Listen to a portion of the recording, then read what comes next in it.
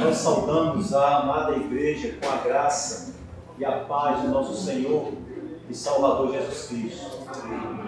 Nós te convidamos a, neste momento, se preparar o seu coração, a sua alma, preparar a sua vida para receber a mensagem do Senhor que Ele tem para você nesta noite, para você e para mim.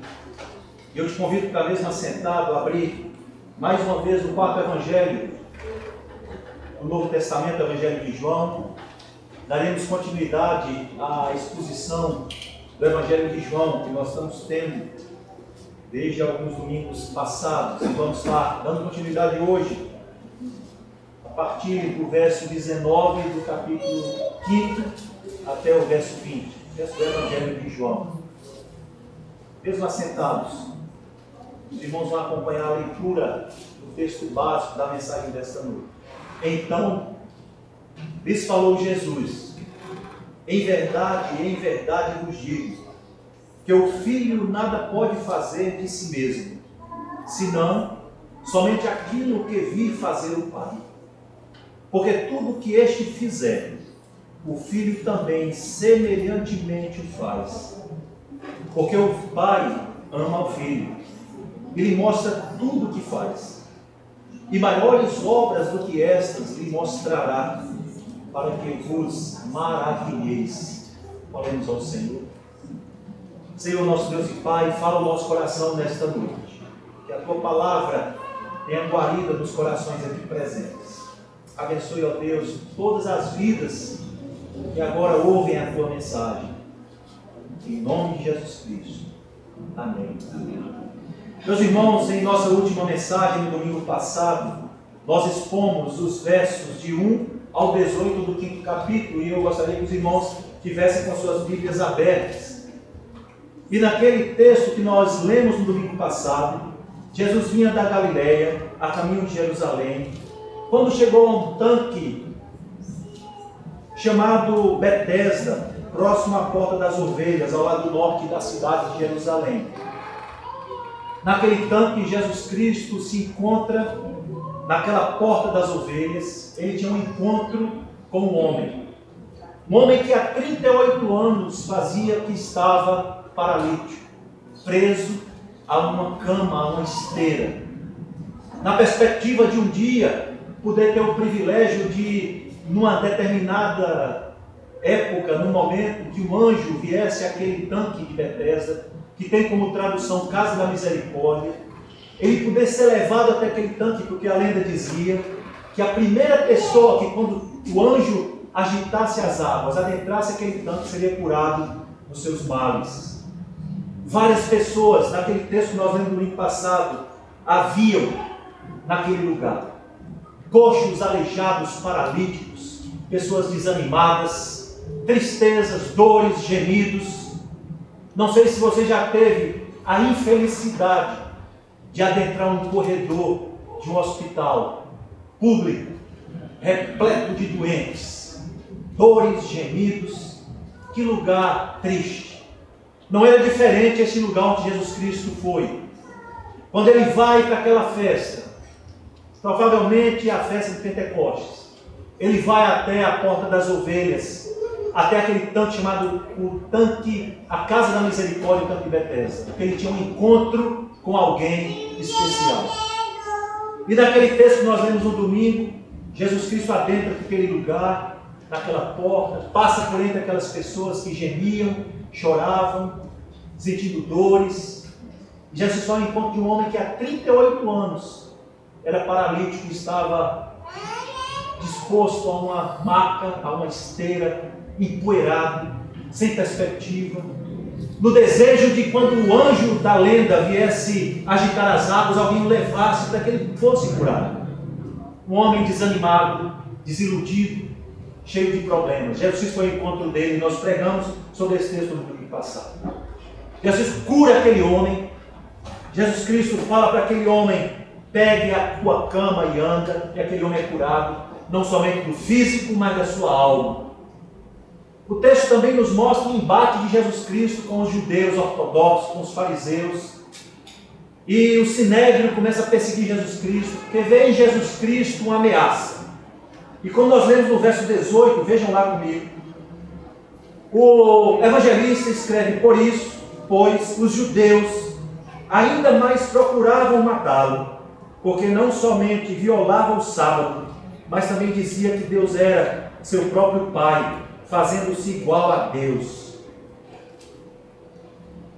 Jesus Cristo ali, naquele momento, como na mensagem do domingo passado, ele mostra a misericórdia de Deus diante da infelicidade do homem e do ódio. A mensagem do domingo passado foi a misericórdia de Deus diante das enfermidades e infelicidades do homem e diante do ódio. Nós pregamos no domingo passado esse texto. Hoje, nós estaremos pregando, dando continuidade a essa exposição, que está nos versículos 19 e 20 do mesmo capítulo. Quando Jesus, diante dos seus perseguidores, encara uma batalha anunciada no Éden. Logo após ele ser confrontado com seus perseguidores, judeus ortodoxos, com o Sinédrio, com os fariseus, ele agora fala algo muito importante e afirmações tremendas. O tema da mensagem de hoje é a filiação de Cristo. A filiação de Cristo. Mas antes de adentrarmos na exposição do texto que nós lemos, da passagem de hoje, nós gostaríamos de contextualizar o que irá acontecer a partir daqui, a partir deste ponto. Eu gostaria de contextualizar com você. Acabou aqui o encontro de Jesus Cristo lá em Jerusalém, no tanque de Betesda, passou. E agora é o embate dele com o Sinédrio. Os fariseus agora vão de encontro a ele. E agora eles em silêncio vão ouvir afirmações tremendas de Jesus Cristo. Do verso 19 até o verso 47 do capítulo 5, os irmãos vão perceber que nesse capítulo só há, primeiro, o milagre do paralítico no tanque de Betesda, e depois essa fala extraordinária de Jesus Cristo, que vai do verso 19 até o verso 47. Quando lemos passagens como esta aí, nós devemos ter em mente que João não se propõe tanto a dar as palavras de Jesus Cristo, as que ele pronunciou, como também ele pretende dar o significado delas. Vejam bem, João escreveu este evangelho 100 anos aproximadamente depois de Cristo. Mais ou menos 70 anos depois de João ter um convívio com Jesus Cristo, ele passa 70 anos meditando nas maravilhas que ele viu e ouviu pessoalmente. Eu imagino João lendo os evangelhos de Mateus, Marcos e Lucas.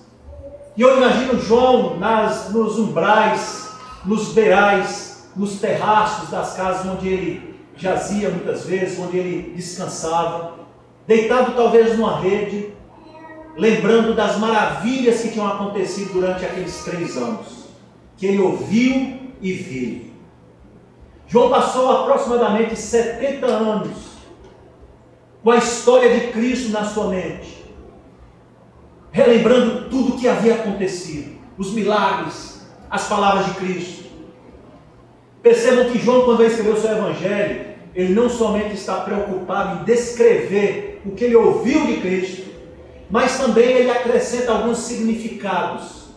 Ele acrescenta algo mais do que ele presenciou também através do Espírito Santo com ele durante esses 70 anos, que ele passou lembrando do grande privilégio que ele teve de conviver com Jesus Cristo durante os 3 anos. Ao meditar nas maravilhas que havia vivenciado pessoalmente com Jesus Cristo, suas palavras, seus ensinos, a ficha caiu de João. Eu normalmente gosto de dizer essa frase. Na época que eu era jovem, se dizia muito isso. Hoje já é mico, feito meus meninos falam. A ficha caiu. Mas a ficha de João caiu. Ele disse: meu Deus do céu, o que foi que eu vi? Meu Deus do céu, o que foi que eu presenciei? Meu Deus, eu vou escrever. E aí ele começa a escrever o evangelho dele. Não somente muitas vezes descrevendo as palavras de Cristo, mas colocando o que as pessoas precisavam ouvir da sua experiência que ele teve com Cristo também. Esse texto do verso 19 até o 47, João coloca palavras de Cristo, mas ele também esclarece muitas coisas. Essa passagem é tão importante que nós primeiro devemos estudá-la em sua totalidade e depois dividi-la em seções. Quando eu comecei a ver essa segunda parte e eu lendo alguns comentários, os comentaristas eles sugerem que você não pode expor totalmente do verso 19 ao 47. Primeiro precisamos vê-la na totalidade e depois nós vamos expor seção a seção. Eu gostaria agora de chamar os irmãos para uma realidade desse texto. Nós não podemos ler esse texto aqui do verso 19 ao 47 somente nas nossas perspectivas, na nossa realidade. Eu queria destacar e chamar os irmãos para nós lermos este texto e expormos ele, olhando também a perspectiva e a realidade que os judeus viviam na época. Nós não podemos expor de forma simples. Nós vamos entender a realidade que os judeus viviam. O pano de fundo deste texto aqui, esclarecedor de Jesus Cristo, são os judeus, a realidade deles. Vejamos algumas afirmações deste texto, 19 ao 47, na ótica dos judeus. Eu gostaria que nós víssemos esse texto na ótica dos judeus. E os irmãos vão perceber que tremendo texto. Talvez lendo na nossa ótica nós não vamos entender muito. É muito simples, é muito simplório. Mas eu gostaria de trazer a ótica dos judeus para vocês entenderem a seriedade dessas afirmações de Jesus Cristo, que nós vamos expor a partir de hoje. Primeiro, no verso 27, Jesus Cristo se declara como Filho do Homem. Filho do Homem. Já sabemos que esse estranho título é muito comum nos evangelhos e nas palavras de Cristo. Mas esse título, Filho do Homem, tem uma longa história. Esse título começa no livro de Daniel, capítulo 7, do verso de 1 a 14. Quando Daniel escreveu o seu livro, ele escreveu o seu livro em dias terríveis, grandes perseguições e grande terror. Quando Daniel escreveu o seu livro, eram dias terríveis. E ele escreve os aspectos do terror e das perseguições no grande simbolismo de bestas feras. Por exemplo, em Daniel capítulo 7, do verso de 1 a 7, Daniel descreve os grandes impérios pagãos que exerceram poder num aspecto de simbolismo. O leão com asas de águia, capítulo 7, verso 4, que representa o Império Babilônico. O urso com 3 costelas entre os dentes, como alguém que devora um cadáver, verso 5 do capítulo 7, que representa o Império dos Médios, que perseguiu tremendamente o povo de Israel. O leopardo com 4 asas e 4 cabeças, verso 6 do capítulo 7 de Daniel, que representa o Império Persa, grande perseguidor, terrível perseguidor. A besta, espantosa e terrível, com dentes de ferro e 10 chifres, verso 7 do capítulo 7, que representa o Império Macedônico. Todos estes terríveis poderes passaram. E Daniel, na sua visão terrível, ele coloca esses impérios como bestas feras e descreve essas bestas feras. Mas como é natural, alguém deve introduzir esse poder, alguém deve exercê-lo. Interessante que essa descrição de alguém que iria libertar o povo desses terríveis impérios, que Daniel cita como bestas feras, ele diz que alguém virá, e esse escolhido de Deus, que um dia traria a nova era de generosidade, amor e paz, ele chamou de Filho do Homem. Agora, enquanto os impérios que perseguiam o povo de Deus, subjugavam o povo de Deus, prendiam o povo de Deus, matavam o povo de Deus, impérios terríveis, que traduziam por Daniel aqui como bestas feras, Daniel diz: vai vir um filho do homem, que não mais terá esse poder de uma besta, mas o poder de um homem, que libertará o povo de Deus. Veja a importância da figura do Filho do Homem. Para um judeu que conhecia o livro de Daniel, durante 400 anos, tinha uma grande perspectiva do Filho do Homem, que viria livrar o seu povo do subjugo de impérios terríveis, considerados como bestas feras. E durante 400 anos, o povo de Deus esperava esse Filho do Homem, dito por Daniel. Interessante que durante esses 400 anos também, livros históricos como o próprio Enoque cita o Filho do Homem, o grande libertador. Era aquele que iria libertar o povo do subjugo, do terror, das ameaças dos povos que colocavam, que atribulavam o povo de Deus. Filho do Homem era um título de um grande super-herói. Talvez, se nós fôssemos dar esta lição numa classe de crianças, nós chamaríamos de super-homem. Eu, quando era menino, quando eu queria brincar com os meninos, vamos brincar de super-herói, eu dizia logo: eu sou o super-homem, que é o mais forte.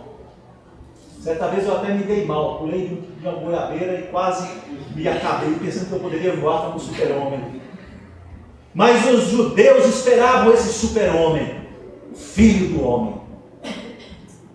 Nós não podemos ler esse título na nossa perspectiva. Vamos ver na perspectiva do judeu o peso desse título. E Jesus se intitula Filho do Homem. O Sinédrio diz: como? Você é aquilo que nós esperamos tanto, que subjugaria todos os impérios e colocaria todos aos seus pés. Você. Veja que coisa terrível. Mas também, além disso, uma coisa que impactava muito para os judeus era que o Messias que viria, ele mostraria sinais e prodígios, teras, dinamis e semeion. E Jesus Cristo estava mostrando tudo isso. Mostrando claramente que ele era o próprio milagre. Ele tinha vindo da casa da misericórdia, onde disse para um homem que estava paralítico 38 anos: levanta, pega o teu leito e anda. Ele tinha dito há pouco antes a um grande militar que trabalhava na casa de Herodes Antipas, dizendo: teu filho vive, volte para Cafarnaum que ele está vivo, eu o curei. Ele tinha passado há poucos dias por um casamento onde faltou vinho. Ele mandou encher quase 1000 litros de água em 6 talhas e as transformou com uma só palavra. Isso para os judeus era um entrave tremendo. Além de Jesus Cristo se nominar Filho do Homem, de fazer sinais e prodígios, ele ainda dizia que tinha o poder de ressuscitar mortos. Para o judeu na época, o único que tinha o poder de ressuscitar mortos era Deus, porque eles tinham total conhecimento da Torá. Em Deuteronômio capítulo 32, verso 39, disse: eu somente o Deus, há mais nenhum Deus além de mim, eu mato e eu faço viver. Para o judeu, o único que era capaz de ressuscitar mortos era Deus. E Jesus Cristo vem dizer que ressuscita mortos? Quem é você? Você está se dizendo que é Deus? Veja que contexto terrível para Jesus Cristo. Era muito sério na visão cultural dos judeus. Todos esses títulos, todas essas afirmações, era muito sério. Alguém que se denominava isso aqui era passível de morte. Eles não admitiam uma zombaria a esse nível. Eles matavam, era digno de morte.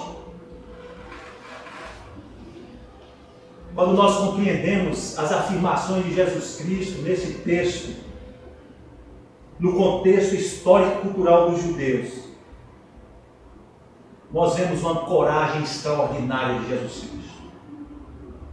Coragem tremenda e única. Jesus sabia muito bem